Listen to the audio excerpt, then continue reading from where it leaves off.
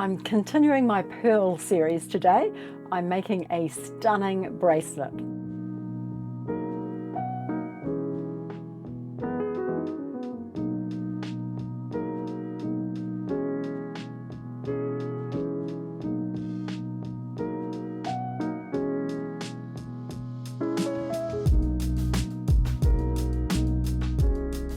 Hello, welcome to the Stylish Maker. My name's Carol.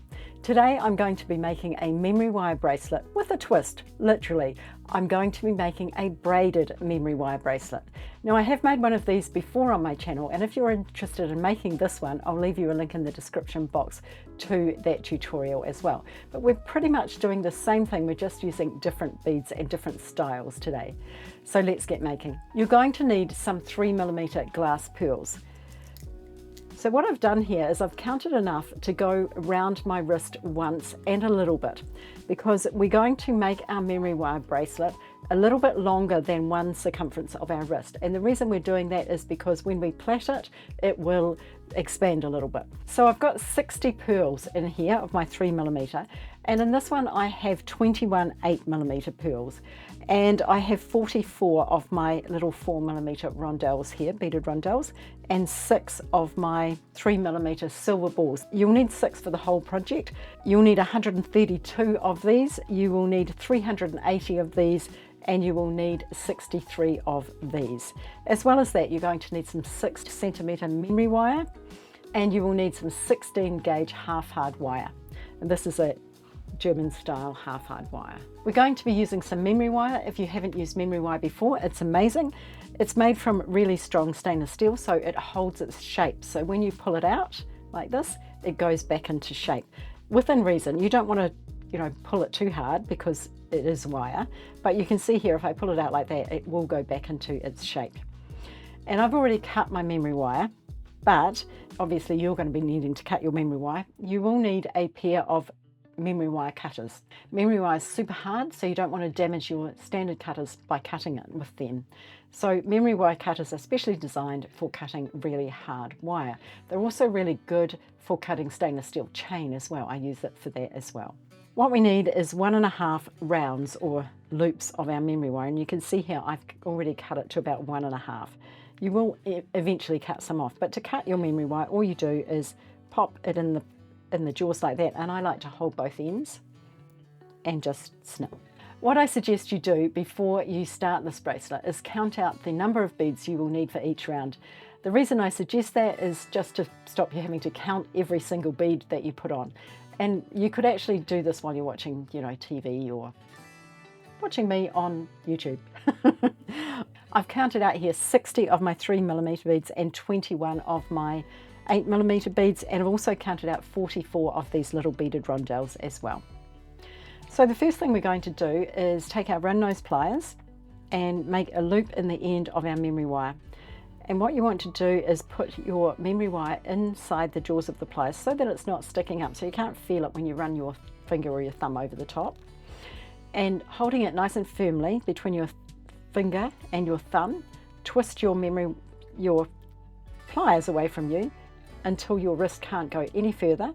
Then just take your pliers out and put them back in. So I'm just going to twist again and twist again until twisting until I get my loop closed. So that's what I have now, and it's just, you probably can't see this on camera, but it's just sticking up a bit. So I'm going to take my pliers, my chain nose pliers, and just give it a squeeze so that it now has popped into place. Now we're going to string on some beads, and it's really super simple. Got my beads all here, and I am just going to string on all of these beads, and I don't have to count them because I've already counted them. While I'm doing that, if you're interested in making the jewelry I'm wearing today, I'm wearing the multi-strand pearl necklace that I made in last week's tutorial. I'll leave you a link for that in the description box. And I'm also wearing some teardrop shell earrings, and I'll leave you a link for this tutorial as well.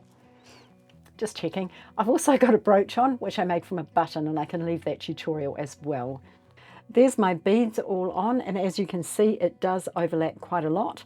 I wanted it to overlap because when I braid it, it will take up some of the memory wire So what I need to do now is cut my memory wire at this end, and you can see I did allow myself a little bit extra to work with. But I want to make my cut at about 1 centimetre or so from the end of the beads.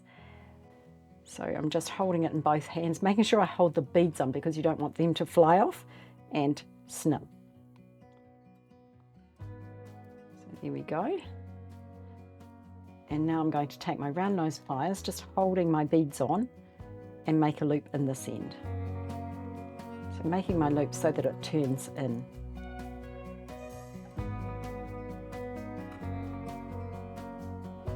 And I'm just going to give it another squeeze.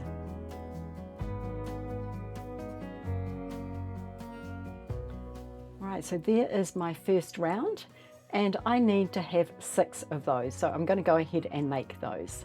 If you're interested in supporting me to bring you more free tutorials on YouTube, then consider joining my private group, which is called the Jewel Box. Over there I do live streams, I do Zoom calls, and it's also a platform where you can meet other jewellery makers and also share your projects and ask questions. I know my members at the moment are having fun doing the 30-day challenge. During the 30-day challenge, you get a new task unlocked every day for you, which will stretch your creativity.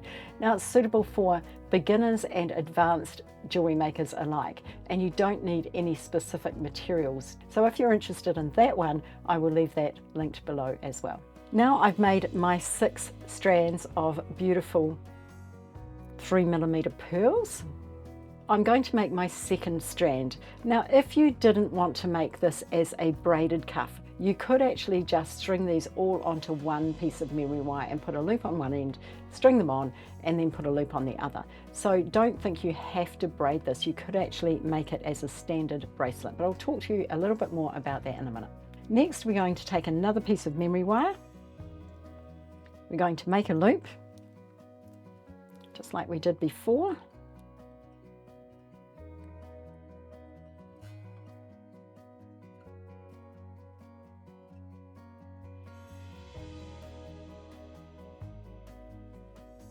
Give it a squeeze. I always like to do that because they tend to, well, my loops anyway, always tend to go up a little bit when I'm making loops with memory wire.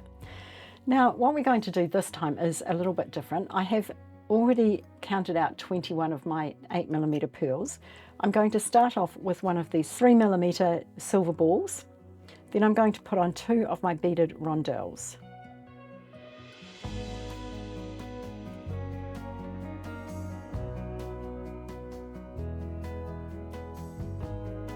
Then I'm going to put on one of my beads. Going everywhere. Now I'm going to put on 2 more of my daisy spaces. And 1 more of my pearls. That's what I have now. And next I'm just going to repeat that. I'm going to do 2 of my daisy spaces and a pearl until I've used up all my beads. And remember, I had 21. There's what I have now, and all I'm going to do to finish this piece is put another 3mm silver ball on the end, like that, and I'm going to make a loop in this end. So I'm just cutting my memory wire about 1 centimetre from that last bead again, holding my beads on and making my loop.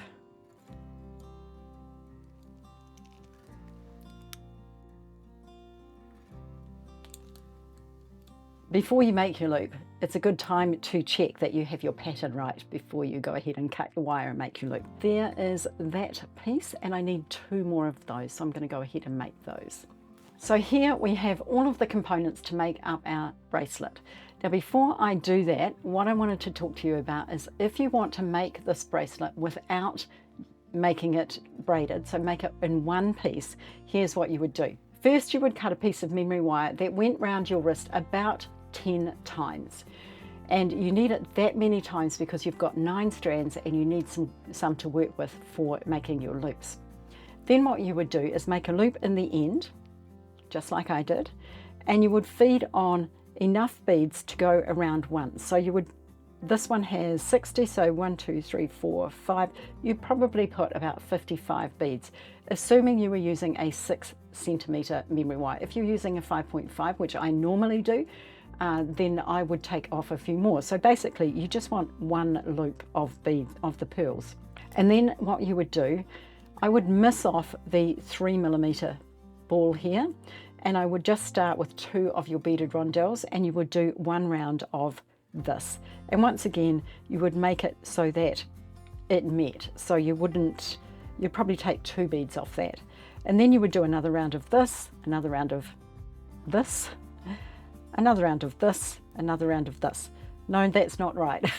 So basically what you're looking for, if you were making this as a single bracelet, is to have 1 round of the 3mm, 1 of your 8mm with the beaded rondelles in, 2 of your 3mm, 1 more of your 8, 2 of your 3, 1 of your 8, and 1 more of your 3.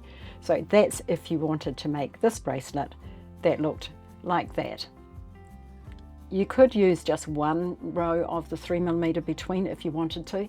It's up to you, but I actually really love this combination. To put this all together, what we're going to do is we are going to make it into piles of 3, and each pile is going to have 1 of our rounds of 3s, 1 of our rounds of 8s, and 1 of our rounds of 3s. So as you can see, I've got 3 there. Now I'm going to grab some wire. Now this is a 16 gauge, so it is quite a hard wire. It's quite a thick wire. You could make this with an 18 gauge if you wanted. Now I'm using my little wire straightener here, but you could use a pair of nylon jeweled pliers, or you could run it through a cloth, or you could use your chain nose pliers. I just love this gadget. Right, I'm going to use my memory wire cutters to cut it. I don't need to, but I've got them here. And I'm going to cut off that end as well. Now I've cut a piece, it's about 10 centimeters long. I'm not going to need that much, but I wanted to have enough so that I had some to work with. The memory wire cutter didn't leave me a nice flat cut, so I'm actually going to cut it with my flush cutters. You can see there I've got a nice flat cut, and the reason I need a nice flat cut is so that I get a nice loop. In the description box there will be a link to a blog post, and it will contain links to everything that I've used, and I will put in there links to my Amazon store where you can buy them, as well as my New Zealand store. So I've got a nice flat cut there, and I'm going to make my loop. So that's what I have now. Now I want to make a loop in this end, but I want to make sure that these are sitting nice and flat. So I don't want to squash them up like this. I want to make sure that they have plenty of room to sit flat.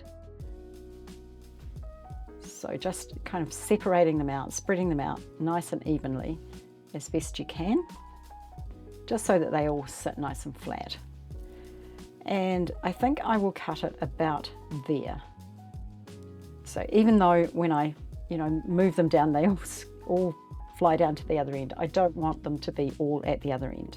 So using the flat side of my cutters so that I get a nice flat flush cut, just holding it on either side and cutting. Now I'm going to make a loop. Now you'll notice I've made a mistake here. Not really, because I can fix it really easily, but my loops are going in different directions. So you can see there, this one is facing this way, this one's facing this way. So what I'm going to do, no problem, is go under there. Take my chain nose pliers, take the loop, taking another pair of pliers and holding the other end loop. And you can squish everything up in the middle. This feels a bit like wrangling cats. And so this loop needs to face that way, so I'm going to hold it like that and twist around my hand. And now both my loops are facing the same way. You see that?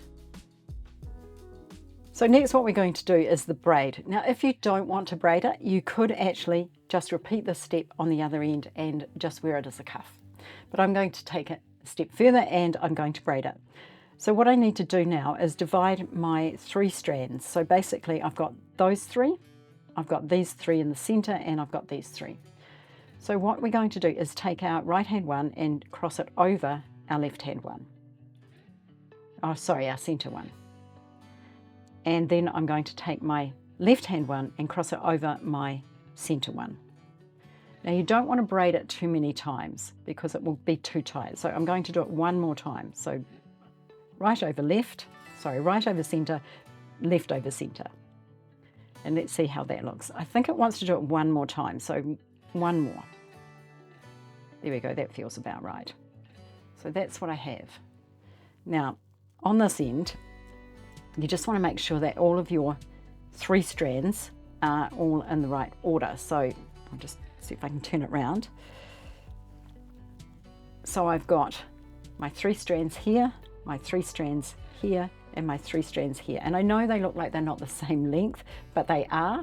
We just need to bully them into place. Now, what I should have done is make my loop in my other piece of wire before I did this, but I'm going to very gently put it down because it's not going to spring away, and make a loop in my, or cut some wire and make another loop.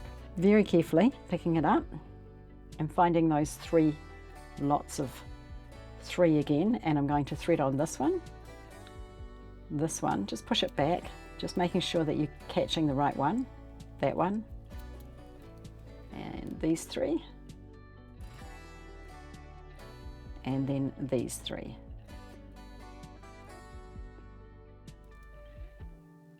So what you want to do now is try and get your piece of wire the same length as the previous one. And you could have pre-cut your wire, but it would have been harder to make. I think I need to cut it about here. I can always remake my loop if I need to. So let's try that and see what happens. This time I'm going to try and get my loop going the right way, but it doesn't matter if I don't. So that's a little bit longer. So what I'm going to do is open my loop up again, cut a little bit off, and try again. And it's okay that I did that because it's really hard. You could, as I said, you could have measured it, maybe make a little mark on your wire, but I didn't do that, so that's okay. Now remember, if you're enjoying this tutorial, remember to hit that subscribe button. And if you want to be notified every time I upload a new tutorial, then make sure you hit that notification bell. Also, if you're enjoying it, give me a thumbs up. Right, I'm just going to make sure that my loops are both going in the same direction by getting my pliers in there and just twisting them until they are exactly the same. There's my bracelet. I think it's absolutely wonderful. It is quite a bulky bracelet, so if you wanted to minimize the bulk, what you could do is just make it as a standard memory wire bracelet without the twists, or you could even just make it without the plaiting and with the braiding, and it would still be a great bracelet. Just remember to take off those extra few beads that were taken up in the plaiting. Remember, there's a link in the description box below to a blog post that contains everything that you need to make this bracelet. And if you want to make this one, check out this tutorial. If you want to make my brooch, check out this tutorial. Thank you so much for watching today. Remember to check us out on Facebook and Instagram. Have a wonderful day, and I will see you again soon.